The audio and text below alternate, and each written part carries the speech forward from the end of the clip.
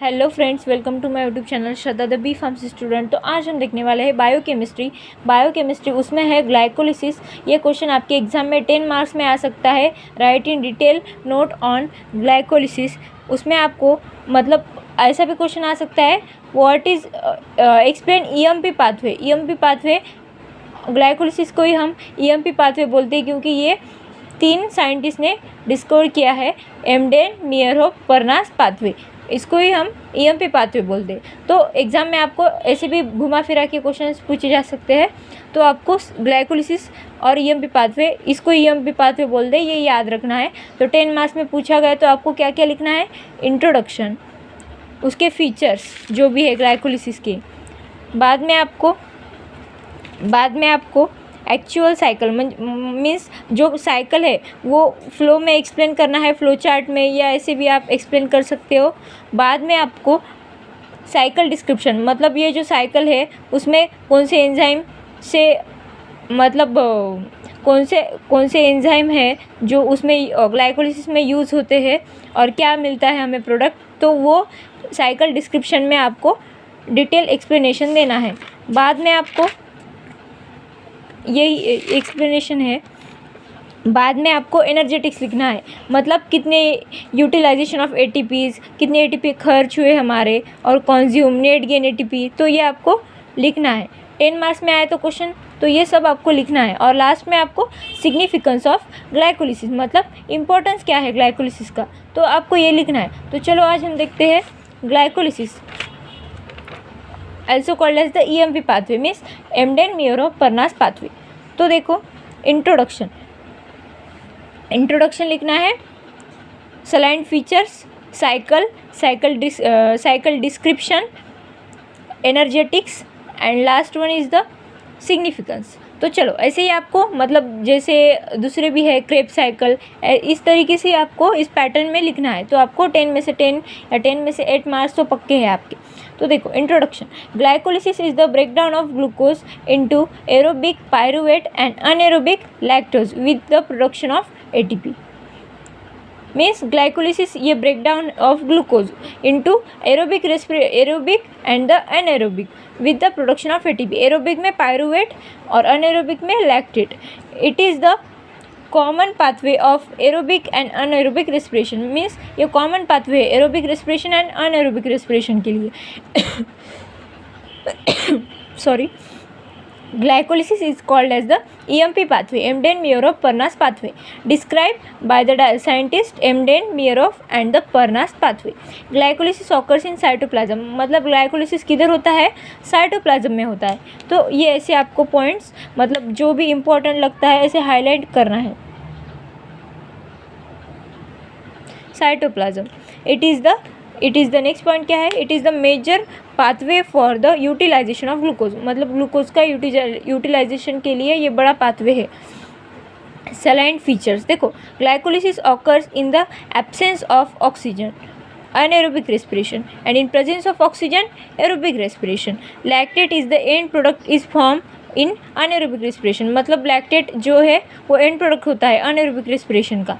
In aerobic respiration pyruvate is form, मतलब aerobic respiration में pyruvate form होता है। एरोबिक मतलब प्रेजेंस ऑफ ऑक्सीजन, अनएरोबिक मतलब in absence of oxygen, which is then oxidize to CO2 and H2, मतलब जो pyruvate है वो फॉर्म होता है एंड उसको हमने ऑक्सीडाइज किया तो हमें क्या मिल जाएगा, CO2 and H2, carbon dioxide and water. Second point क्या है, glycolysis is the major pathway of ATP synthesis in tissue and lacking mitochondria. Example क्या है, erythrocyte, cornea, lens etcetera. Third one is the glycolysis is the very essential for brain which is dependent on glucose for energy, मतलब ये glycolysis essential process है dependent on glucose for energy, for brain which is dependent on glucose for energy. Intermediates of glycolysis used in for synthesis of fat and amino acid, मतलब जो intermediates है glycolysis process में तो वो हम किसके लिए यूज़ करते हैं, use for synthesis for fat and amino acid. तो देखो एक्चुअल साइकिल हमारा पहले क्या हो गया, सलाइन फीचर्स, इंट्रोडक्शन। तो अभी एक्चुअल साइकिल है। साइकिल में क्या है, पाथवे ऑफ ग्लाइकोलिसिस। तो देखो फर्स्ट क्या है, अल्फा डी ग्लूकोज। ग्लूकोज में कितने कार्बन होते हैं, 6, डी मतलब पॉजिटिव, राइट साइड में OH ग्रुप प्रेजेंट है। तो alpha D glucose is converted into glucose 6 phosphate. तो देखो क्या होता है इसमें, कौन से एंजाइम का यूज़ होता है, हेक्सोकाइनेज। ये याद करना है आपको, हेक्सोकाइनेज और द ग्लूकोकाइनेज। इसमें क्या होता है, ये स्टेप में अल्फा डी ग्लूकोज का कन्वर्जन ग्लूकोज 6 फॉस्फेट में होता है। कैसे, ATP का कन्वर्जन ADP में होता है और Mg2+ आयन। तो इसमें क्या हो रहा है, alpha D glucose glucose 6 phosphate मतलब फॉस्फेट ग्रुप ऐड हो रहा है। तो इस प्रोसेस को हम क्या बोलेंगे, phosphorylation. Second one is the glucose 6 phosphate is converted into fructose 6 phosphate. तो देखो ग्लूकोज एंड फ्रुक्टोज ये क्या है, आइसोमर्स है। तो इधर हमने क्या किया, isomerization in presence of enzyme isomerase. तो देखो फ्रुक्टोज 6 फॉस्फेट, फ्रुक्टोज भी कितने कार्बन का होता है, 6 कार्बन का। Fructose is converted into fructose 1,6 bis phosphate. तो देखो 6 कार्बन, फ्रुक्टोज में कितने 6 कार्बन होते हैं, तो बिस फॉस्फेट।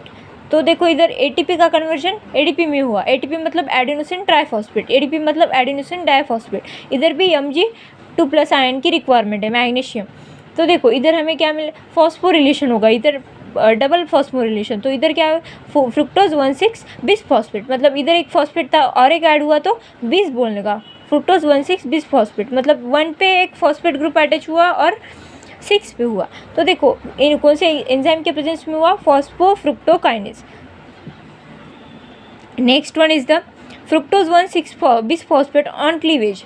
क्लीवेज मतलब ब्रेकडाउन। तो इधर क्या होगा, हमें क्या मिल जाएगा, 3 PgAl एंड DHEP, धाप एंड पागल मतलब PgAl याद रखनी। तो PgAl क्या है, PgAl फॉस्फोग्लिसरेट एंड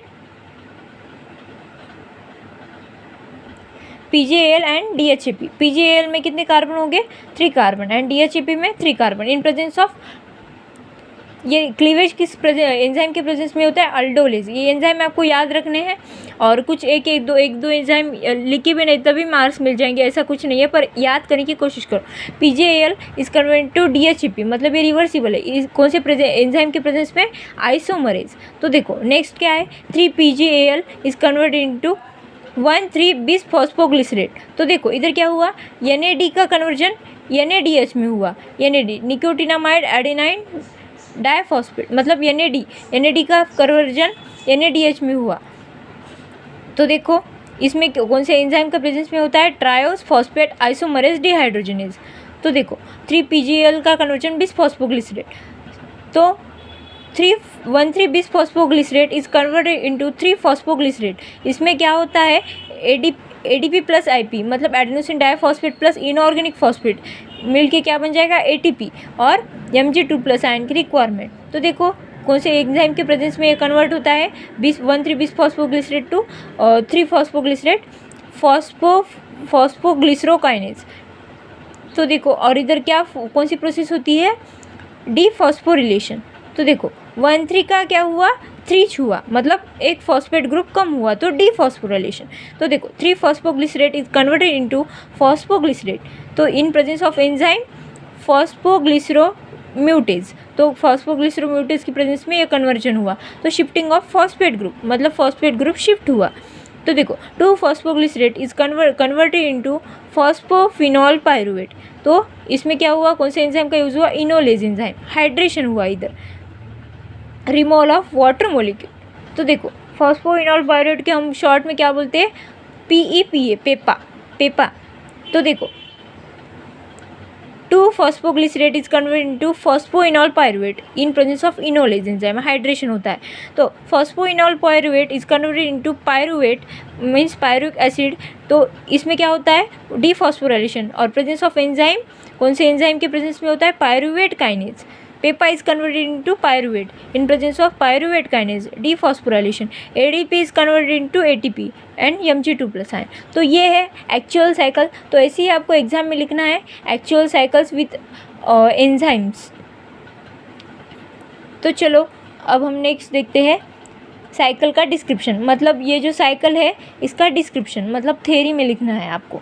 तो देखो reactions of glycolysis, The sequence of reaction of glycolysis in given the pathway can be divided into 3 distinct phases. मतलब 3 phases में ये pathway divide होता है. First pathway is the energy investment phase.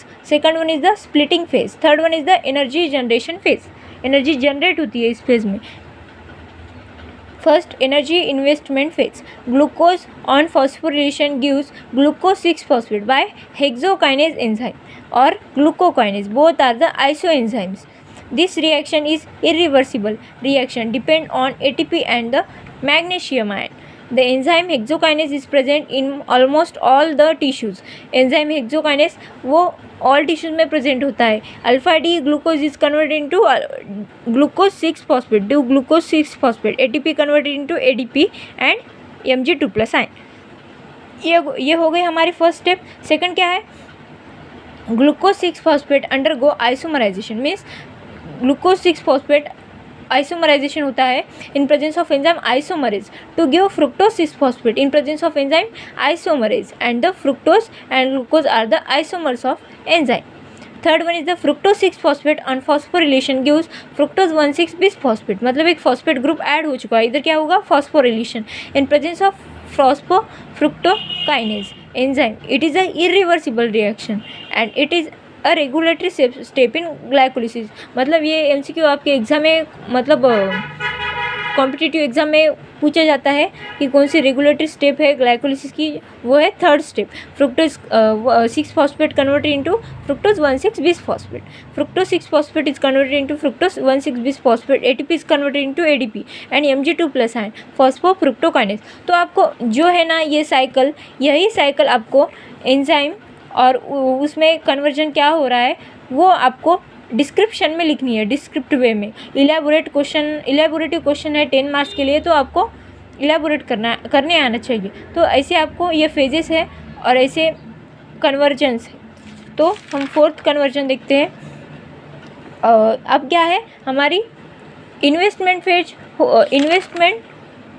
Phase हो चुकी है. तो सेकंड क्या है? Splitting phase. स्प्लिटिंग फेज में क्या होता है? स्प्लिट होता है. The 6-carbon fructose 1,6-bis-phosphate is split into 2,3 carbon of compound glyceraldehyde 3-phosphate and the dihydroxy acetone phosphate. मतलब हमने देखा था ना PgAl एंड DHAP, तो यही है वो dihydroxy acetone phosphate by the enzyme aldolase. तो देखो fructose 1,6-phosphate on aldolase gives glyceraldehyde 3-phosphate and dihydroxy acetone phosphate. तो नेक्स्ट स्टेप क्या है? The reaction is reversible with no expenditure और यूटिलाइजेशन ऑफ एनर्जी. इसमें हमने ATP की requirement देखी क्या? नहीं. तो फिफ्थ क्या है? 2 molecules of glyceraldehyde 3-phosphate is obtain. तो देखो 6 स्टेप, मतलब इसमें अब हमारे 2 फेजेस कंप्लीट हो चुकी है. Energy investment phase and the energy generation phase and the splitting phase. अब हम थर्ड देखने वाले C वाली energy generation phase. In this पे ऑफ और एनर्जी यील्डिंग स्टेट 6 स्टेप क्या है? Glyceraldehyde 3-phosphate and dehydrogenase convert into glyceraldehyde 3-phosphate to 1,3-bis-phosphoglycerate. This step involved in formation of NADH and H+. Deglyceraldehyde is converted to glyceraldehyde 3-phosphate dehydrogenase and 1,3-bis-phosphoglycerate. Seventh क्या है? The enzyme phosphoglycerate kinase acts on 1,3-bis-phosphoglycerate resulting in the synthesis of ATP and the formation of 3-phosphoglycerate. It is the reversible reaction. तो next step क्या है हमारी? तो देखो ऐसे आपको मतलब जो है पहले वाला उसका कन्वर्जन किस में हो रहा है और किसके प्रेजेंस में हो रहा है और ATP की रिक्वायरमेंट है या नहीं और आयन की, तो ऐसे आपको लिखना है बस. तो ये है 8, 9 एंड 10 स्टेप. 8th क्या है? 3-phosphoglycerate is converted into the 2-phosphoglycerate by enzyme phosphoglyceromutase. This is an isomerization reaction. 3 का 2 में हो रहा है phosphoglyceromutase. The high energy compound phosphoenol pyruvate is generated into 2-phosphoglycerate by enzyme enolase. This enzyme require a Mg2 plus ion. 2-phosphoglycerate enolase Mg2 plus, it gives phosphoenol pyruvate. 10th क्या है step? The enzyme pyruvate kinase catalyse the transfer of high energy phosphate from phosphoenol pyruvate to ADP leading to formation of ATP the reaction is irreversible, मतलब ये reaction क्या है, irreversible है। Phosphoenol pyruvate is converted into pyruvate in presence of pyruvate kinase enzyme. ADP is converted into ATP, requirement of Mg2+ इसके presence में होता है। ATP is form by substrate level phosphorylation. तो वो ये जो 10 स्टेप है ये ग्लाइकोलिसिस के स्टेप्स हैं। तो बाद में हमें क्या लिखना है, एनर्जेटिक्स। एनर्जेटिक्स में क्या आएगा, इन presence of aerobic respiration means aerobic phase में रिएक्शन एंड एटीपी प्रोडक्शन, ऐसे आपको लिखना है। ग्लिसरॉल 3-फॉस्फेट डिहाइड्रोजनेज, इसमें 6 एटीपी का प्रोडक्शन होता है। तो देखो NADH is equal to 3 ATP and FADH2 is equal to 2 ATPs, ऐसे ये आपको लिखना है। 1 NADH2 is equal to 3 ATP and 1 FADH2 is equal to 2 ATP। तो देखो glycerol three phosphate 6 ATP production, phosphoglycerate kinase 2 ATP production, pyruvate kinase 2 ATP production, 2 ATP consume, reaction catalyse by hexokinase and phosphofructokinase means -2 होता है इसमें। Net gain synthesis in glycolysis aerobic condition it is 8। In absence of anaerobic phase, conversion of pyruvate into lactate in presence of lactate dehydrogenase gives lactate। तो इसमें क्या होता है, देखो pyruvate का कन्वर्जन लैक्टेट में हो रहा है in presence of lactate dehydrogenase enzyme. NADH+H+ का कन्वर्जन NAD+ में हो रहा है। Only net gain ATP is 2, 4 produce and 2 consume. तो देखो ये हो गया आपका एनर्जेटिक्स। तो आपको अभी क्या लिखना है, सिग्निफिकेंस। ये 2 मार्क्स में भी सेपरेट क्वेश्चन आ सकता है, गिव सिग्निफिकेंस ऑफ ग्लाइकोलिसिस। तो देखो इसमें क्या होता है, सिग्निफिकेंस मतलब importance. Energy obtain in the form of ATP which is use further for various metabolic process, मतलब जो एनर्जी वो ATP फॉर्म होती है वो हम फर्दर रिएक्शंस के लिए प्रोसेस के लिए यूज़ कर सकते हैं। Second, acetyl coenzyme A is essential for biosynthesis of cholesterol, मतलब एसिटिल कोएंजाइम A फॉर मतलब ये इसेंशियल है कोलेस्ट्रॉल बायोसिंथेसिस के लिए। Third, glycolysis is the first step of the complete oxidation of glucose, मतलब ग्लाइकोलिसिस ये फर्स्ट स्टेप है complete oxidation of glucose के लिए।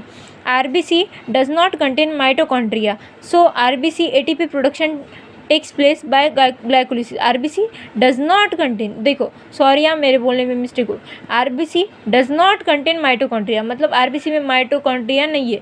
सो RBC ATP production takes place by glycolysis, तो ग्लाइकोलिसिस से ही होता है ATP का प्रोडक्शन।